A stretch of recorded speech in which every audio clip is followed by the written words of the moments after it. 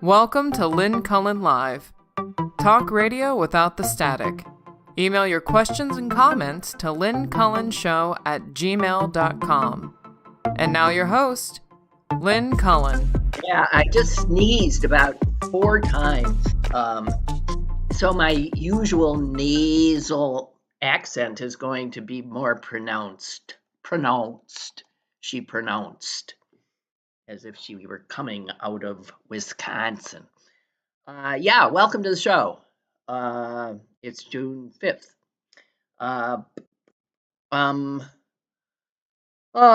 Guys, you know what? McIntyre was the other day, John, talking about how he feared death.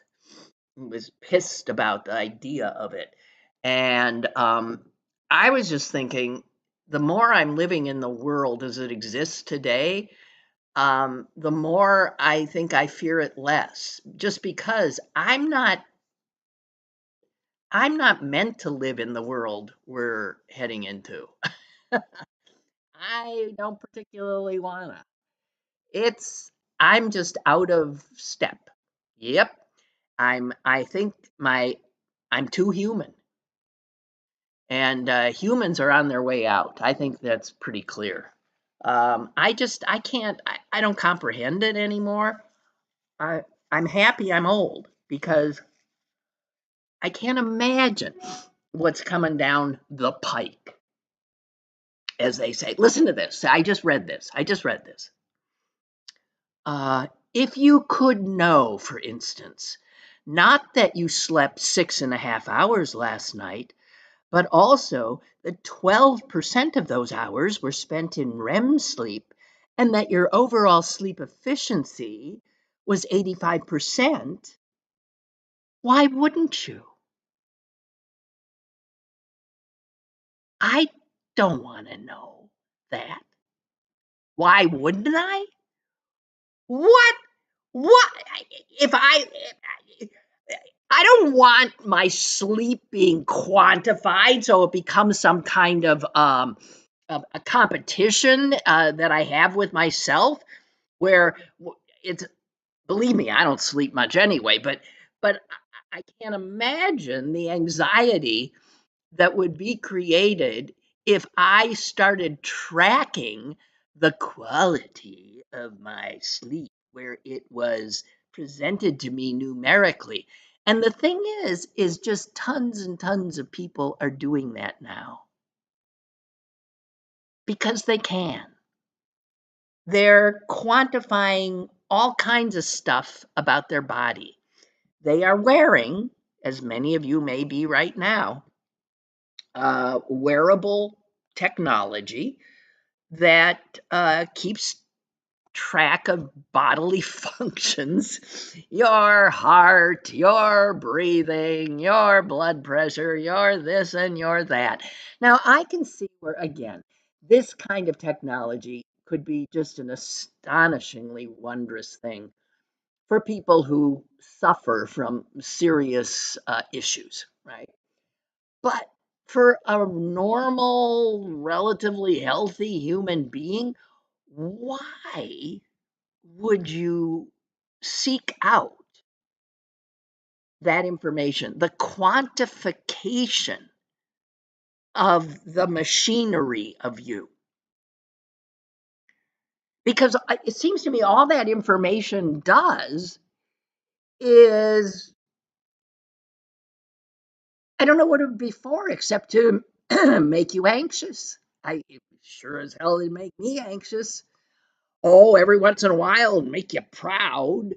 Hey, I got my heart rate down, or I got my blood pressure down, and I had my sleep efficiency up. But what the fuck? I mean, really? And I didn't even know there was this ring that everybody's wearing now. I don't know how to pronounce it. Aura? Oura? They wear this ring and it keeps tabs on your body. Uh, I, I just, I mean, the thing is, I guess people are different. So there are some people who this information gives them, I don't know what, comfort. I mean, I guess there are people who would react exactly the opposite of the way I react. I can't imagine. I just, it is so beyond me. And I got to tell you, I think psychologists would say that this is not, first of all, necessary, nor is it helpful. Because here's one. I mean, one quote from a psychologist. Uh, Wearable technology takes the authority and knowledge out of the individual and places it in some third party, in a device that then the individual has to consult in order to try to decipher or understand their own body. I, that's nuts. No one knows better than you what's going on in your own body. And without the numbers, without the graphs, and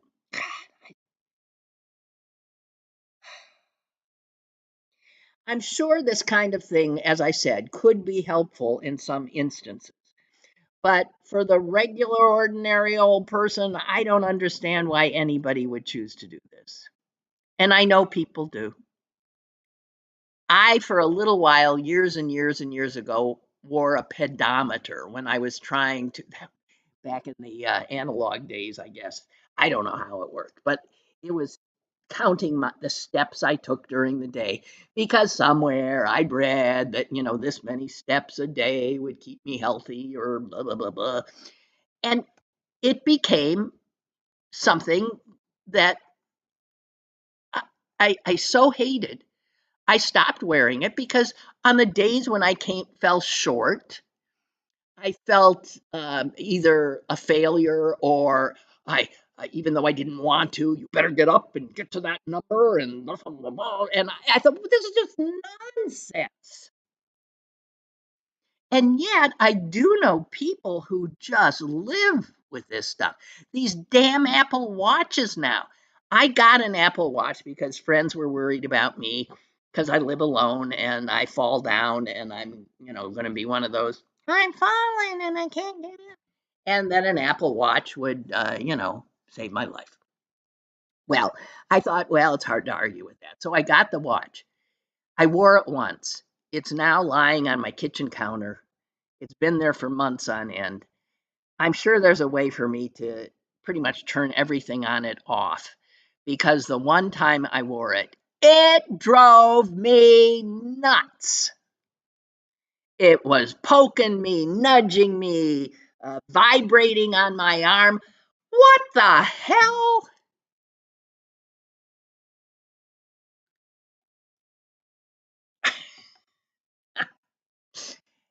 I'm not meant for this world.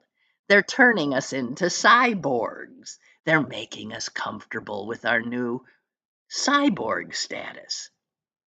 AI, right? Coming down the pike.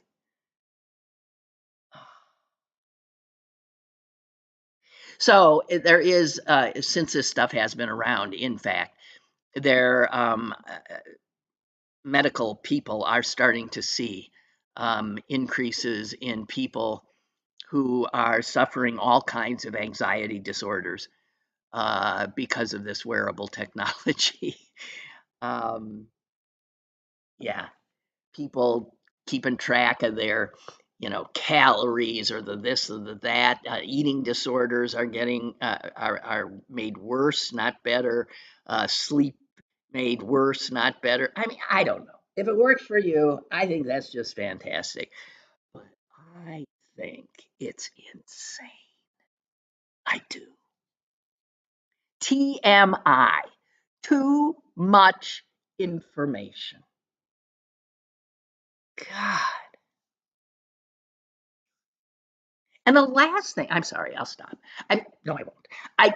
The last thing is, why would you want to reduce the wondrousness of you, the human, into graphs and data and numbers. It so creeps me out. God, there are so many other things. You want to hear creeps you out? I give you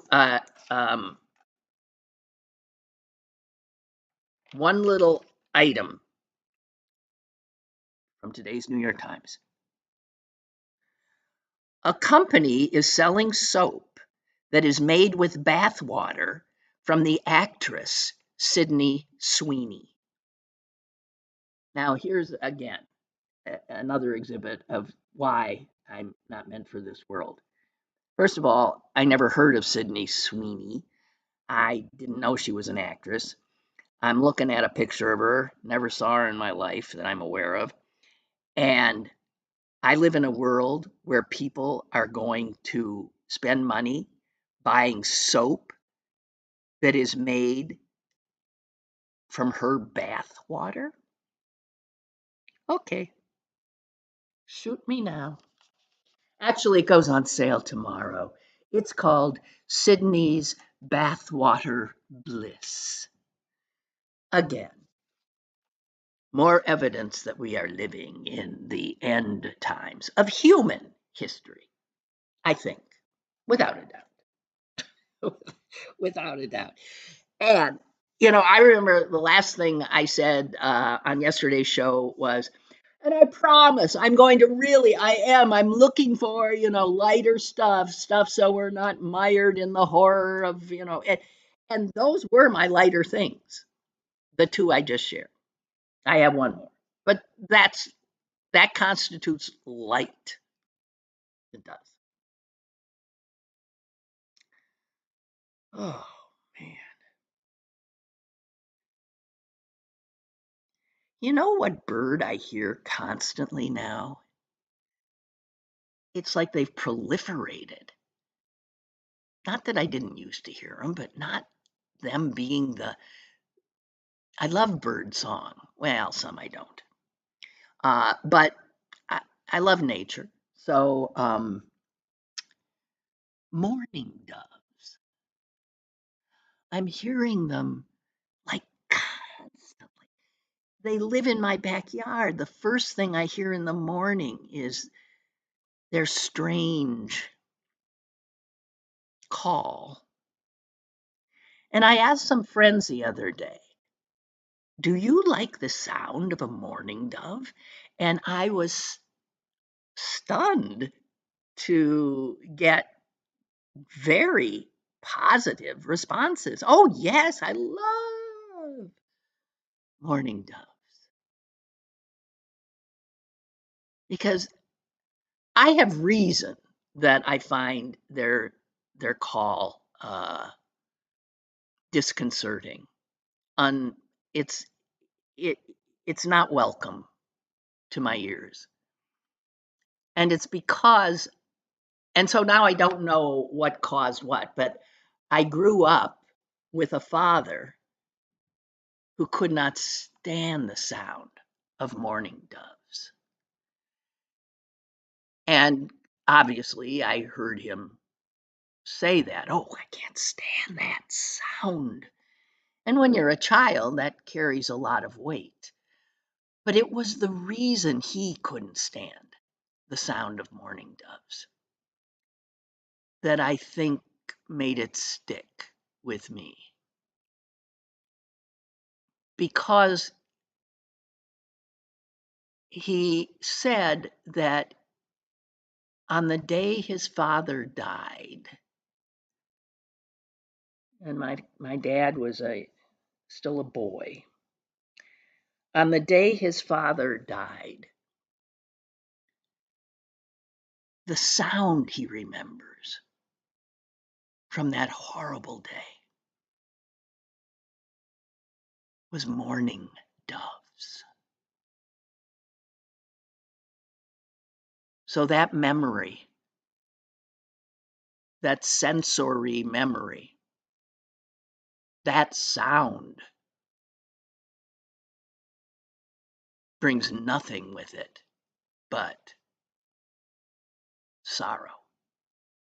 And how weird is it that they are called mourning doves? I thought for years it was morning, as in good morning. No, it's mourning, as is your father died.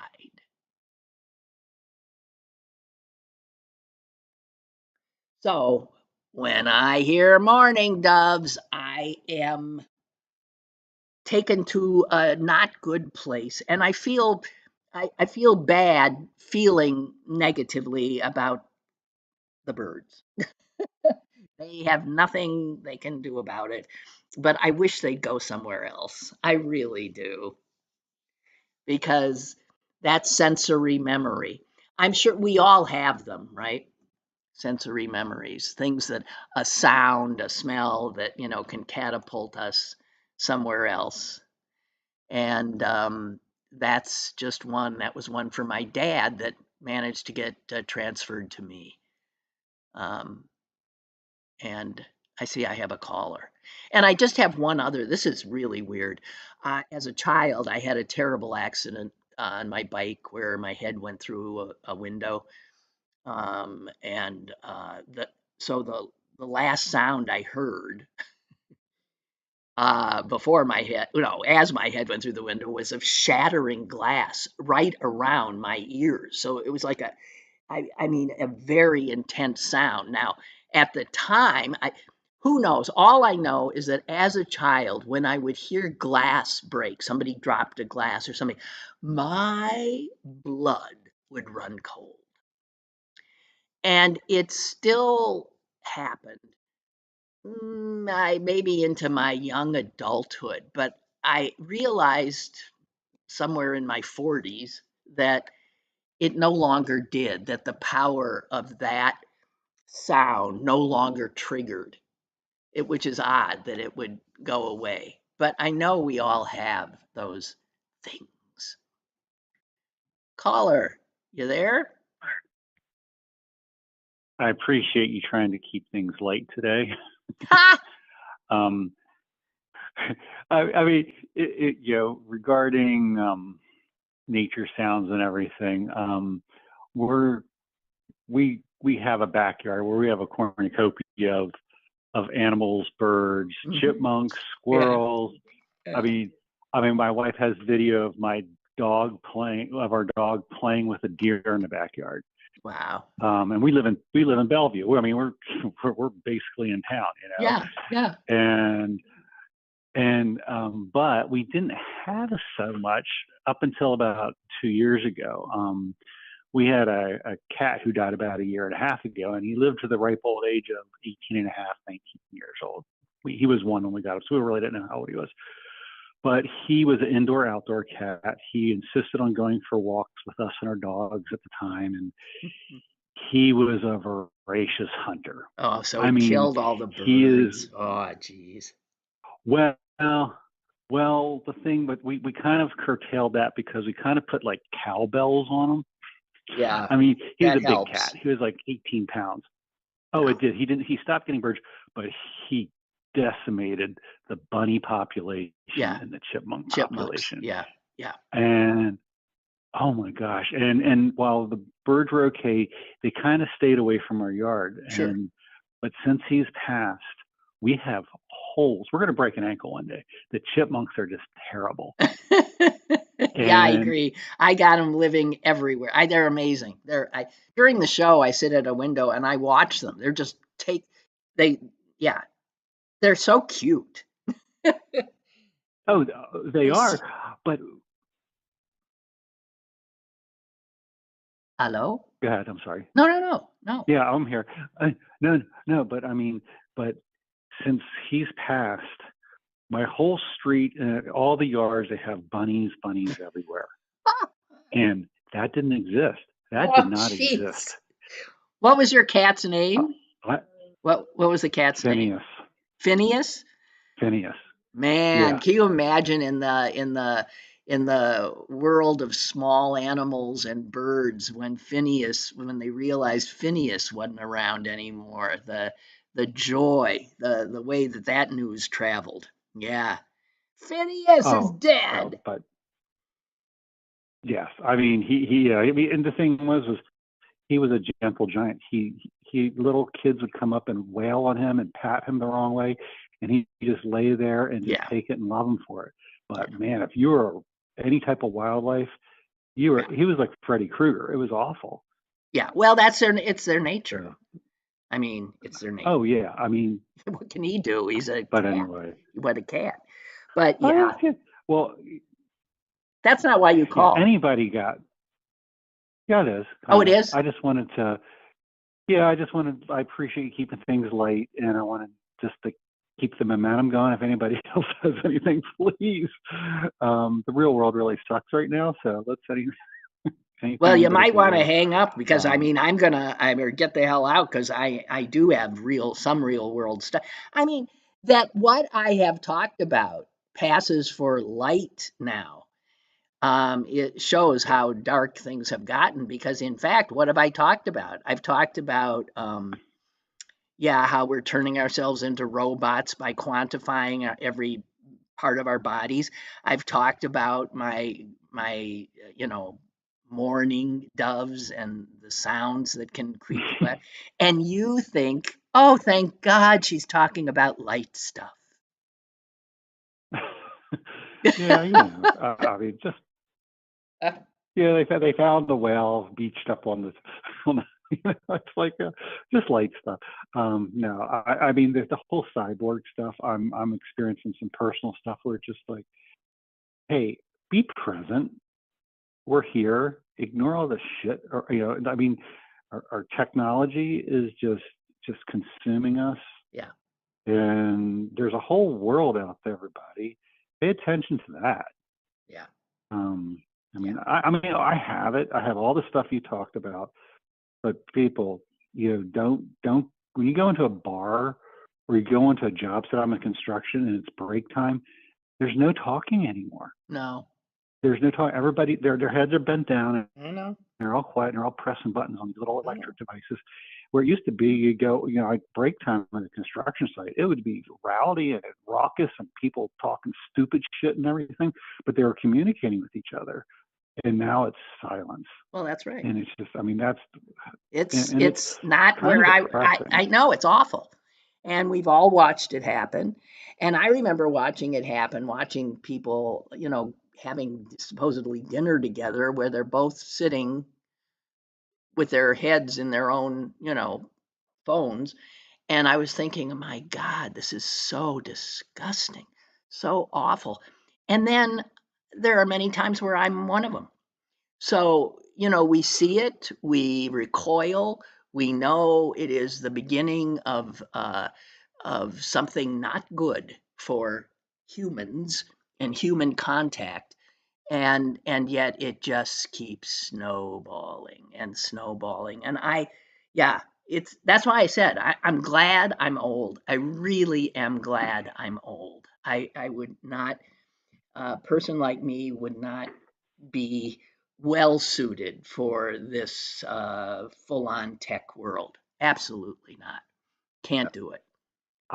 I when my wife and I are sitting somewhere and she's, whether it's dinner or we're out for drinks or whatever it is, and she's got her phone in front of her, she's looking at, I don't even talk to her. Yeah. I mean, I'm not mad at her. I mean, I could get mad, but I don't get mad because that just makes things worse. And I just will talk to her because she's not hearing anything I say. She probably knows I'm saying something. Yeah. And I can't imagine. And it's just like, I'm sorry. That's where I go. I know a person who's about to lose their job because they can't get any shit done because ding, gotta look at it, ding, gotta look at it, ding, gotta look for it. You know what I saw somewhere that her life is the average American worker is interrupted by exactly that, something coming in, something alert, have to look, more than once every, a minute and a half or something. I forget what it was. And you tell me if anybody can get anything done under those circumstances. and the stress that causes and the lack of focus. And we're fucked. And that is Lynn Cullen light, not Lynn Cullen Yeah, it live. is. Yeah. Hey, so I got to move on. 15 Thank you. years. Oh, I'm sorry. Well, okay. Okay. Sorry. Okay. Thank you. Talk to you later. Okay. Bye-bye. Bye. Bye. I do. I have to move on. I want to share some stuff that's come in. Gigi says she saw the story about the soap being made from the bathwater of this actress. I had the same reaction to seeing the story. Gross. Here's my peeve that makes me think I don't belong in this world anymore. Everything is fragranced with disgusting synthetic odors. I'm with you here. Laundry detergent, hotel rooms, clothing, cars. Last year, I had to replace a dishwasher. I had to send one back because it had scented insulation. I was told many manufacturers are doing that now. Why? Just why? Says Gigi. Mourning doves, she says, are so named because they do sound mournful. They breed several times a year, so they sing a lot. And that's why you keep hearing them. Fun fact, they are not terribly smart. When I was a child, one flew right into a window that I happened to be looking out. When, when I was a little older, one got stuck in a bird feeder I made. When I told my dad there was a bird stuck there, he said, "Well, you made the feeder. Figure out how to get the bird out." I did, and now I work with birds. Yeah, Gigi does know her birds. Enjoy the sunshine, she says. Thank you. That's wonderful. Speaking of birds, Barbara says, do you know this? Mao, as in, Chinese, Mao Zedong, ordered the killing of all sparrows. Oh, as part of the Four Pests campaign during the Great Leap Forward, what a misnomer, in Maoist China. This mindless war on birds had terrible consequences. Duh. It exacerbated the Great Famine and underscored the importance of respecting animals. My God. Oh my God. You can see, you know who, the current president of the United States doing something like that, right? Declaring war on a bird. You can see it. You can imagine it with very little difficulty. And then Milton has sent me something. Oh dear. Speaking of the terrors of this new technology, he sent me something from the BBC.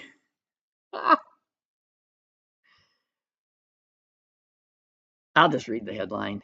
AI system resorts to blackmail if told it will be removed. My God. I'm just looking real quickly into there. This article says that the AI system showed a strong preference for ethical ways to avoid being replaced. But I suspect what would go to unethical ways? If given the means to act boldly, it can and will take bold action. Oh, dear God in heaven. See, no, this is why I said with absolutely. I'm full on fine with being an old lady right now because I, I I'm not meant for this world. Dan says of mourning doves what Roger the caller said about his cat. He said they are gentle giants. Yeah. Well, okay, guys. Okay, I have to read. The headlines, as I have said many times, the headlines are more than anyone should have to handle. One needn't go much further, right? Yeah. So here was my favorite of a real banner day, by the way. Today there are some stories that just I had trouble getting out of bed. I did. Okay, here's my favorite headline of the day. Now wait, I have to find out where did I put that thing. Oh, here it is. Um, you can't make it up. Here it is. It's from the Atlantic, the magazine. The Trump administration is spending $2 million to figure out whether DEI causes plane crashes.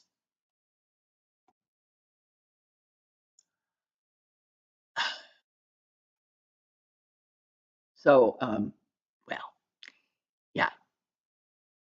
Now, you wouldn't consider that waste or fraud, would you, of your tax dollars to spend 2 million to find out if plane crashes are a direct result of what? Hiring women and black people? God almighty. You can't make it up. And this one I do. I have to go a little farther on this one. I have to share. And because I had a few reactions to it.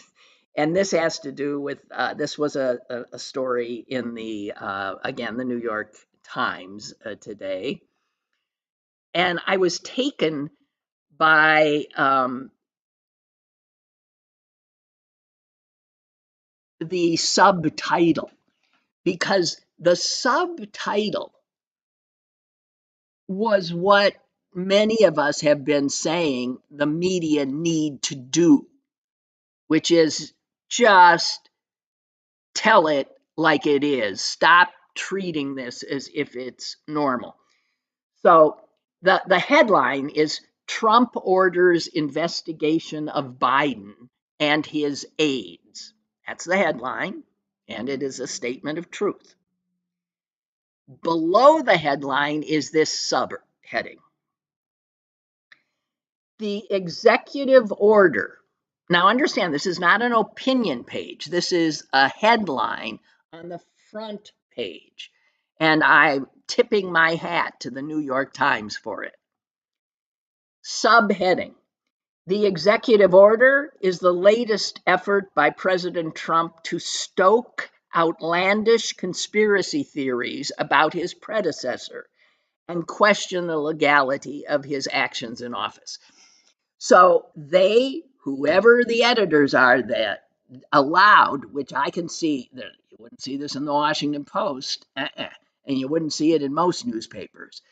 They allowed the headline to flat out say, stoke outlandish conspiracy theory.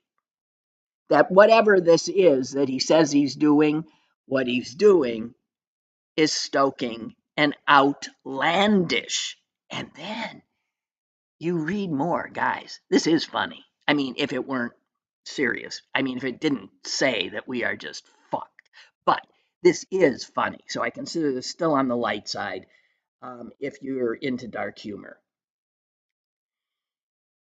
Reading from the New York Times. In an executive order, Mr. Trump put the power and resources of the federal government to work, examining whether some of Mr. Biden's presidential actions were legally invalid because his aides had enacted those policies without his knowledge. The executive order, here we come, came after Mr. Trump shared a social media post over the weekend that claimed Mr. Biden had been executed in 2020 and replaced by a robotic clone. Did you miss that one? The President of the United States put out to the American people this last weekend that his predecessor, Joe Biden, had in fact been executed in 2020. And the guy we elected then and thought was president was actually a robotic clone. And so, based on that and other things, because I guess Trump is going to allege that robotic clones cannot, be president. And the aides were really doing all the stuff, and they trot the robot out. Now, we have entered the, again, is the onion still alive? How could it be? How can satire, how can any of that still function? And increasingly, I can tell, it has been true for the last maybe 10 years, that when I would employ satire or, clearly a wink and a nod kind of thing, I'm saying just an incredible number of people wouldn't get it. And they would take whatever I was saying at face value. And I remember thinking, what? People don't get satire anymore? But I can see why, yeah, it would be difficult in a world in which the President of the United States is going to start spending our money to investigate whether the guy who preceded him was a robotic clone, because in fact the real guy had been executed in 2020. By whom? I don't know.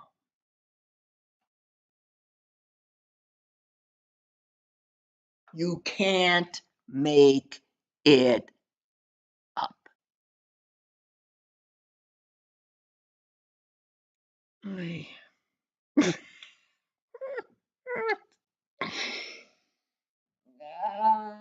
Okay, let me think. Let me think.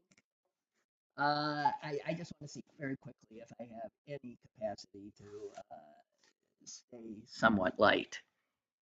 Uh, one more. I got one more. You heard the Connie Francis story?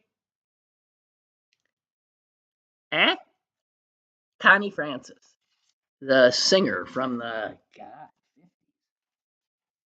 or early 60s. Early 60s, I think, pretty much. She's still alive, Connie. Connie Francis is 87, and in fact, she was interviewed by the New York Times because she's back in the news, because TikTok has found her, and this is why we're becoming the stupidest nation on earth. So I guess people are amusing themselves. When you see people and their heads are down and they're with each other but not talking to each other, they may in fact be looking at some person lip syncing to Connie Francis's song Pretty Little Baby from 1962. Now, I was alive and well in 1962 and listening to this kind of music, and I don't recall that song at all. And what's funny is when Connie Francis was told she had gone viral with Pretty Little Baby, she said,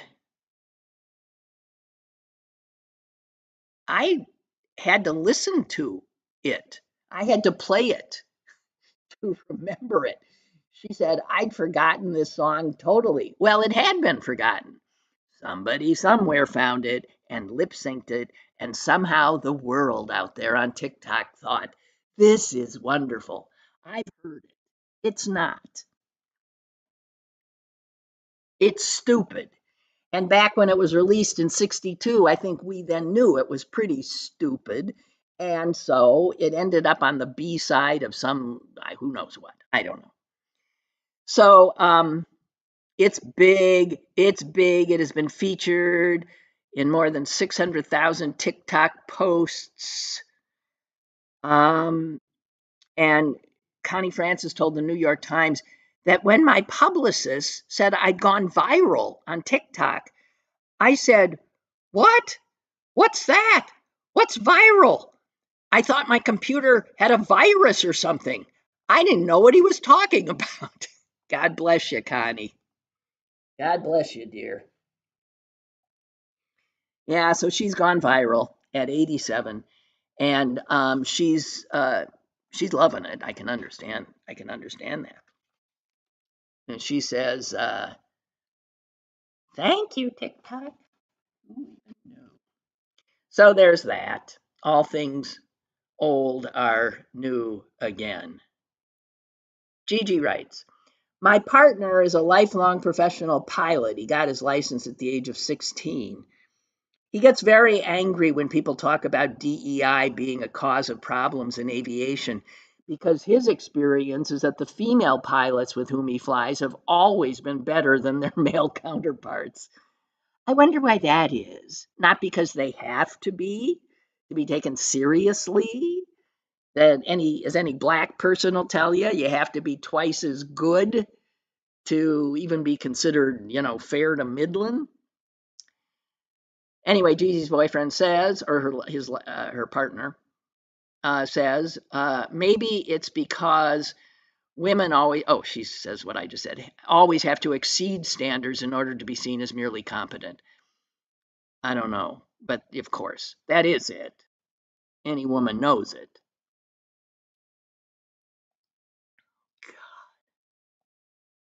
Lordy, lordy, lordy.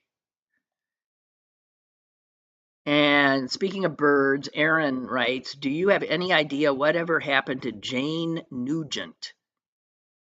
Nope. What a nice woman she was. Jane Nugent used to appear on radio, and she was somebody who knew a great deal about things natural, right? I'm seeing her in my head. She was quick to laugh. I think she thought Doug Hirth and I were a little nuts, but she was, quick to laugh at us. Aaron says she had a great show, Birds and Nature. Oh, that was on 1360? Oh, along with Scott Shalloway. There's another blast from the past and his nature shows. He was a nice guy too. Oh, Sunday mornings. Yeah, okay. Those were such relaxing shows. They were also very good for nursing a hangover. Oh, man. Man. So, yeah, there is that. Okay, and then just one other thing, because again, I'm just looking through my phone now and seeing things that I've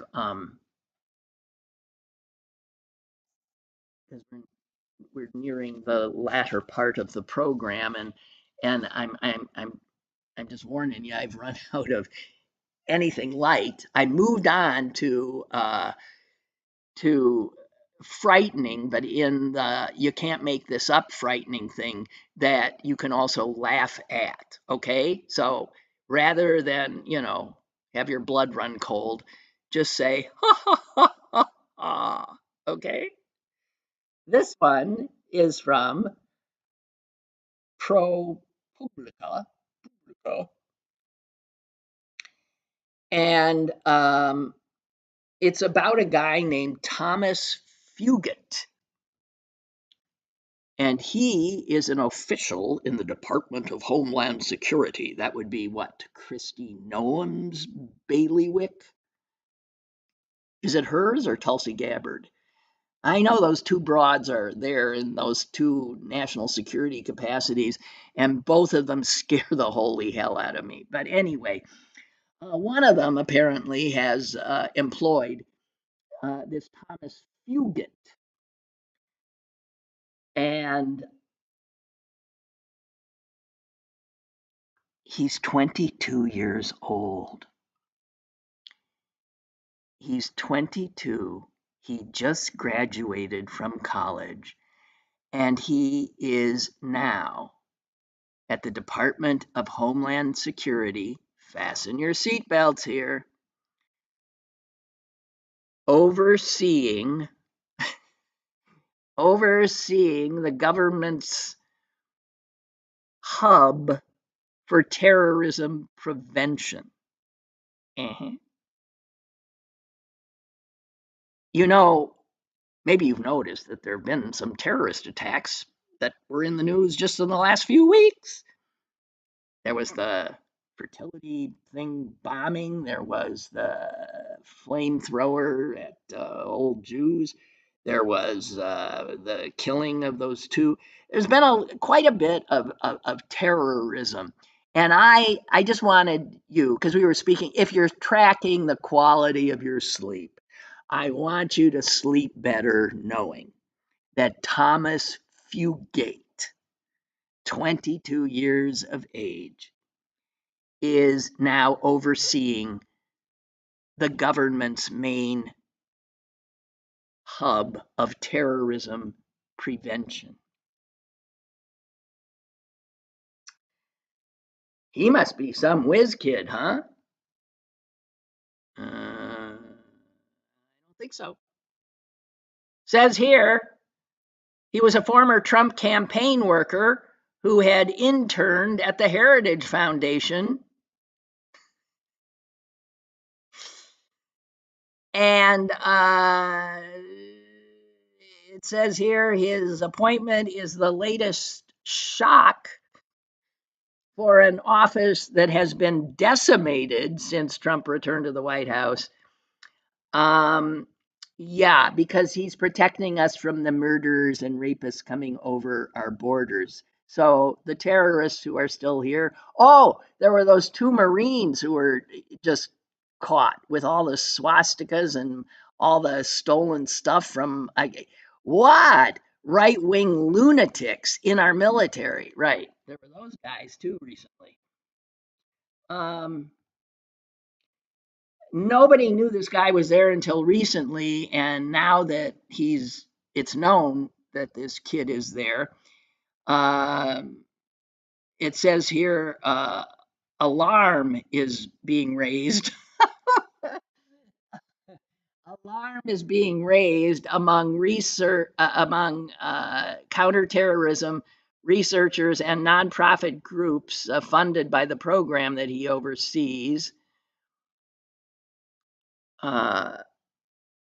He has no threat prevention experience in his employment history. No, he was a paper boy. Oh, no, here it is. The bulk of his leadership experience comes from having served as Secretary General of a model United Nations club, probably in high school.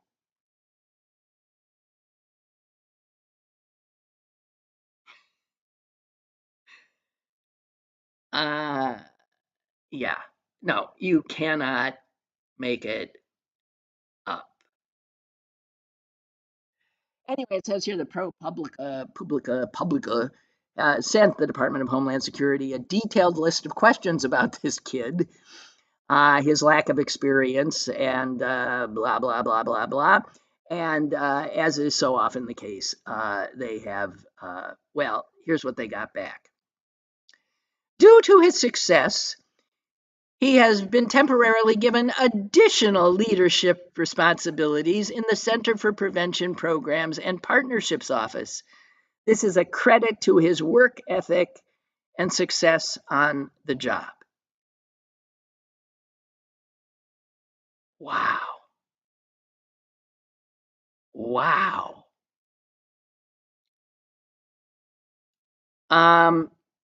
Two main theories have emerged as to explain his unusual ascent. One is that the Trump administration rewarded a Gen Z campaign worker with a resume boosting title. because the office is in shambles. The other is that the White House installed him to oversee a pivot away from traditional counterterrorism and to steer resources toward MAGA-friendly sheriffs and border security projects before eventually just shuttering down the operation. In that regard, he would be described as a babysitter. Okay, so that again brings us to something we were talking about yesterday. When you see these things and you ask the question, why? Um, uh, why would they not want us secure? I mean, you are led to only one conclusion, and that's they don't want us secure.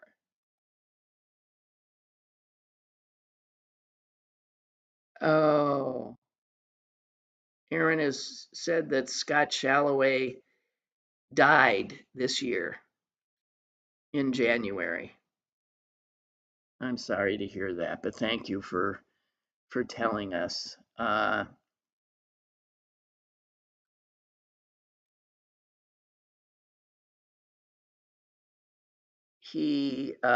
me see. Wow, he played football in college. He was a big guy. He was a zoology professor at Oklahoma State. He taught ornithology as well.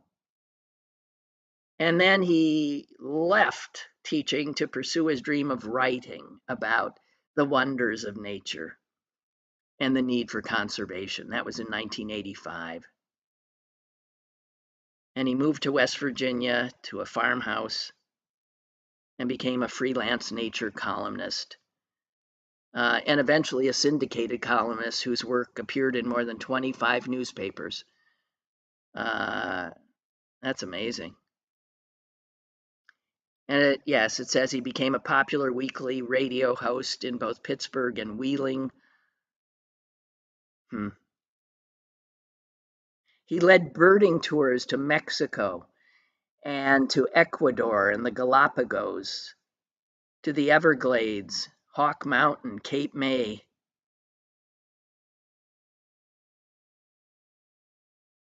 Wow. He recounted 3 of his nature-related highlights in a farewell column. I will always treasure that Christmas Eve family walk in the woods when we stumbled upon a family of flying squirrels. My daughters and I once shared a peek into the blowhole of a massive finback whale off the coast of Maine. These are the 3 things that stand out. That was 2. And 3, on a river on Alaska's Kodiak Island, I caught so many salmon I had to stop because my arms ached and cramped.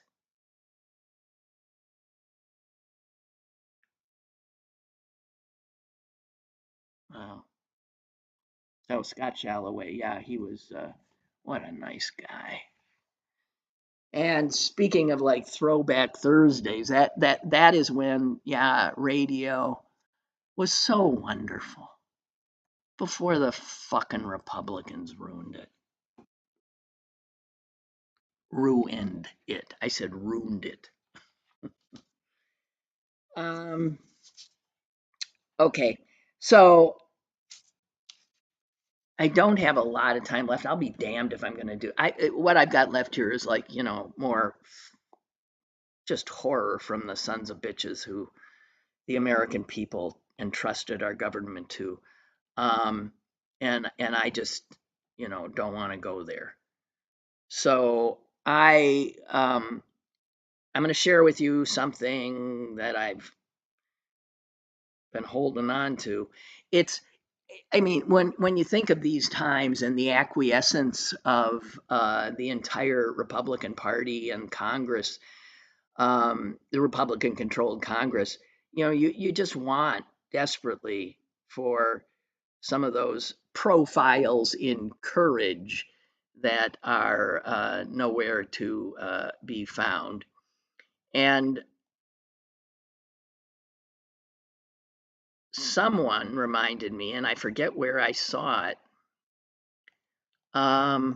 Forgive me, I'm trying to find it.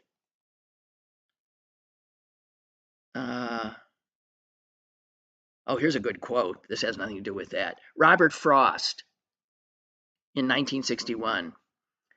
A liberal is a man too broad-minded to take his own side in a quarrel. Oh, I got a caller. Well, better a caller than me. I'll keep looking, but okay, we just got a few minutes left. Hi. I got a bird story for you. Oh, good. Oh, first of all, did you get a chance to read the coincidence list? Yes, I did, and it's mind-blowing. Yeah, which one of us should be more frightened on that one? I don't know, but it sounds like, I don't know, your health is I don't know. Do you want, is that Yeah, something I know. is that something to be shared with the audience or not? It's up to you. I don't care. It's up to you. If you want to do a bit on the I have some. Let me just, okay. Rich sent me 28 coincidences. Both of our fathers were named Norman. Both served in the Navy in World War II. We were both born on the 18th day of the month. We both were born in winter. This one blew me away because I don't know, I'm worrying about you. Both of us have last names of 6 letters, 4 consonants, 2 vowels, 2 syllables. Both have a brother. Indeed. What? And then he goes, you get indeed, but go ahead.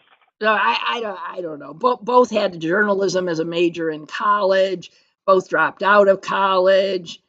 Both don't drink coffee, dislike technology, like complete quiet, like to garden, read obits religiously, like old movies.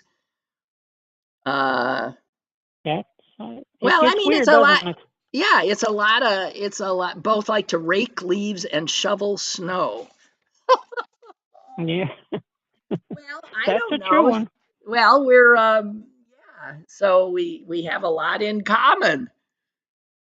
Yes, indeed. And I don't know, somehow fate has put us together even after all these years. Yeah. Well, I thought we'd end the week with a little tribute. Okay. On Monday is the birthday of Cole Porter. Oh, my favorite. Who was just a genius with the English language, just amazing. You know, his career was going down the drain. Reviewers were cruel to him. They didn't like anything he did. And in 1924, Irving Berlin saved his career when he wrote a great review saying that Porter had written some songs for a Broadway show, and Irving Berlin thought that they were phenomenal, said they were some of the greatest stuff he had ever heard. And that revived Cole Porter's career. He was ready to give it up. Wow. Yeah. So, without fanfare here, with great help from Cole Porter, I have a message from me to you, and it's this. I get no kick from champagne. Mere alcohol doesn't thrill me at all. So tell me, why should it be true that I get a kick out of you? Some, they may go for cocaine. I'm sure that if I took even one sniff, it would bore me terrifically too. Yet I get a kick out of you. I get a kick every time I see you standing there before me. I get a kick, though it's clear to see you obviously do not adore me. I get no kick in a plane. Flying too high with some gal in the sky is my idea of nothing to do. Yet I get a kick You give me a boot, I get a kick out of you. Oh, he's just brilliant. Oh, He was phenomenal. oh, And he lived in such terrible pain after that horse riding accident that he had. Yeah. And he said he continued to write because that was the only time that he got away from the pain, was when he was concentrating on his music. Right. His music is just, I mean, my God, it's why I was able to, I know so many of his songs by heart. Because I used to play them on the piano with my dad sitting next to me singing them. My father had a beautiful voice, and so we sang a lot of Cole Porter. Yeah. Oh, thank you for that. His ability with the English language, it has no equal. There's no doubt about it. Just that I'm sure that if I took even one sniff, it would bore me terrifically too. Whoa. I mean, just whoa. Yeah. Yeah. Okay. All right. Have a happy weekend. Well, thank you for that wonderful. Yeah, listen, I have to thank you for that wonderful ending to this show, because I was not heading in such a delightful, conclusion. But thank you for that. Well, you can never go wrong with Cole Porter. Nope. Great assist from Rich in the North Hills. Thank you. All right. Bye-bye. Bye-bye. Bye. Oh, my God, guys. Thank you so much for all of that. And hope to be speaking to you again on Monday. Lynn Cullen Live, Monday through Thursday from 10 a.m. to 11 a.m. and archived at pghcitypaper.com. The opinions expressed on Lynn Cullen Live are those of the host and do not necessarily reflect the viewpoints of Pittsburgh City Paper or its advertisers.